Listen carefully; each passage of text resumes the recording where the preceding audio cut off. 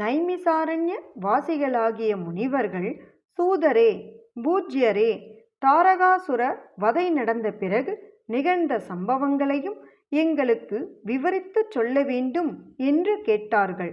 சூத முனிவரும் உற்சாகத்தோடு சொல்லத் தொடங்கினார். தாரன் பெற்ற குமாரனாகிய தாரகாசுரனை முருகக் கடவுள் போர் முனையில் கொன்றொழித்த பிறகு தாரகன் புதல்வர்களாகிய வித்யோன்மாலி, தாரகாக்ஷன், கமலாக்ஷன் ஆகிய மூவரும் கடும் தவம் புரியத் தொடங்கினார்கள்.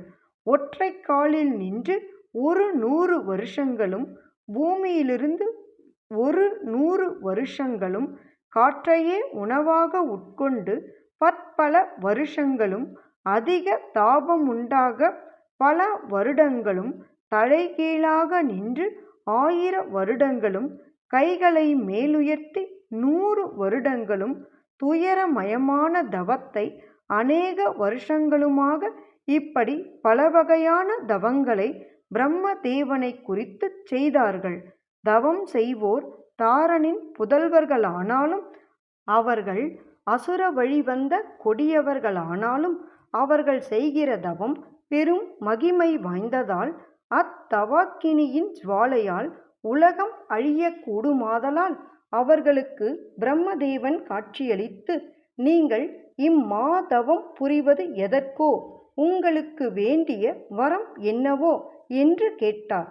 அதற்கு அவ்வசுரர்கள், சிருஷ்டிகர்த்தாவே, நாங்கள் சர்வ பிராணிகளிலும் ஒருவராலும் இரவாவரம் அளிக்க வேண்டும் என்று கேட்டார்கள். அதற்கு பிரம்மதேவர் அவர்களுக்கு விடையாக, தவத்தர்களே, நீங்கள் கேட்கும் இந்த வரத்தை நாம் அளிப்பதற்கு இல்லை. ஏனென்றால் நீங்கள் எப்பொழுதும் இரவாமல் நித்தியமாயிருக்க யோகமில்லை. ஆதலால் உங்களுக்கு யோக பிராப்தம் கொண்ட வேறு வரங்களை கேட்டால் அவற்றை தந்தருள நாம் சித்தமாக இருக்கிறோம் என்று கூறினார். உடனே அவ்வசுரர் மூவரும், சதுர்முகரே, நாங்கள் எண்ணிய இடத்திற்கு போகவும் சஞ்சாரம் செய்யவும் பொன், வெள்ளி, இரும்புகளாகிய 3 பறக்கும் பட்டணங்கள் வேண்டும். அவை 1000 வருடத்திற்கு ஒருமுறை ஒன்று சேர வேண்டும்.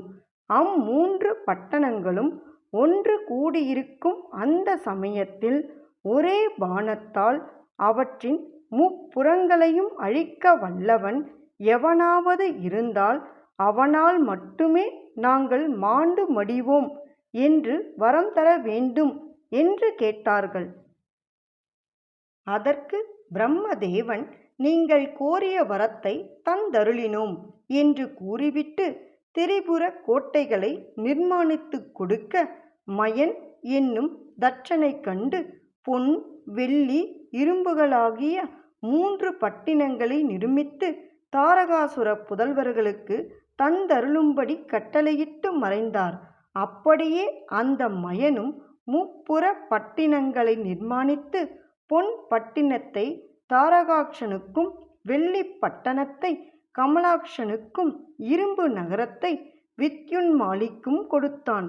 அவைகளில் பொன் பட்டணமான காஞ்சனபுரியை ஸ்வர்க்கத்திலும், இரத்தனபுரியை மத்தியத்திலும், ஆயகபுரியை பூமியிலும் சஞ்சரிக்க தக்கதான எந்திர சூத்திரம் செய்து வைத்து, பட்டணம் ஒன்று ஓர் யோசனை விஸ்தீரமுடையதாகச் செய்து கொடுத்த அந்த மயனுக்கு 3 அசுரரும் பற்பலவிதமான பொருட்களை பரிசளித்து வெகு மரியாதை செய்து வழி அனுப்பினார்கள். பிறகு அவரவரும் பறக்கும் திரிபுரங்களில் தம் தம் பட்டினங்களைச் சேர்ந்தார்கள். யானை, தேர், குதிரை முதலிய சேனைகள், கற்பக விருட்சம், நந்தவனம், மேடை, சந்திர சாலை, சித்திர தொழில்கள், சூரிய மண்டலம் போன்ற விமானங்கள், மதுமராக மணிகலன்களாகிய விமானங்கள், கைலாச சிகரம் போன்ற விமானங்கள், அநேக சாரணர், சித்தர் முதலியோர் வசிக்கும் இடங்கள், சிவாலயங்கள், தடாகங்கள், கிணறுகள், பல்லக்குகள், கச்சேரி சாவடிகள், சாலைகள் முதலானவற்றை உருவாக்கி பதிவிரதைகளான மனைவிகளோடும் அசுர குடும்பங்கள் குடியிருந்து சித்ரௌத முதலிய நித்திய கருமங்களை விடாமல் தொடர்ந்து நடத்தி வரும் பட்டினத்தில் எப்பொழுதும் கண்டிராத சிறப்புடன் விளங்குவதைக் கருதி மன மகிழ்வுற்று இருந்தார்கள். அங்கிருந்த அசுர கூட்டத்தில் பலவகை பட்டவர்கள் இருந்தார்கள். கோபிகள் சிலர், சாந்தவான்கள் சிலர், குட்டையர், நெட்டையர், சமரதர், அதிரதர், அர்த்தரதர், மாதாரதர், சிவபூஜாவான்கள், பிரம்ம நிஷ்டாபரர்கள், பல வரங்களைப் பெற்றவர், சூரியன், வாயு, இந்திரன் முதலிய தேவர்களுக்குச் சமமான வளமையாற்றல் கொண்டவர்களாக சிலரும் விளங்கினார்கள்.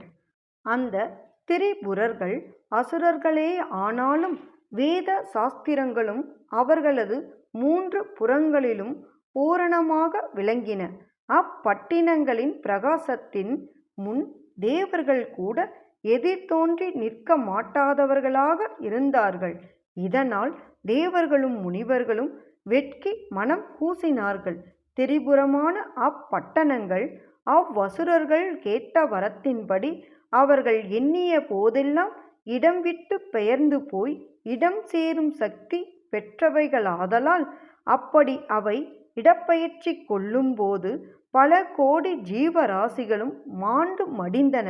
அதைக் கண்டு அப்பட்டினங்களின் சிறப்பினை வியந்து ஆச்சரியமும் அவைகளை தங்களால் ஒன்றும் செய்ய முடியாததால் ஆத்திரத் துயரமும் கொண்ட தேவர்களும் மகரிஷிகளும் மனம் சகியாமல் சிருஷ்டிகர்த்தாவான பிரம்மதேவரை அணுகிச் சென்று தங்கள் மனக்கவலையை முறையிட்டு கொண்டார்கள்.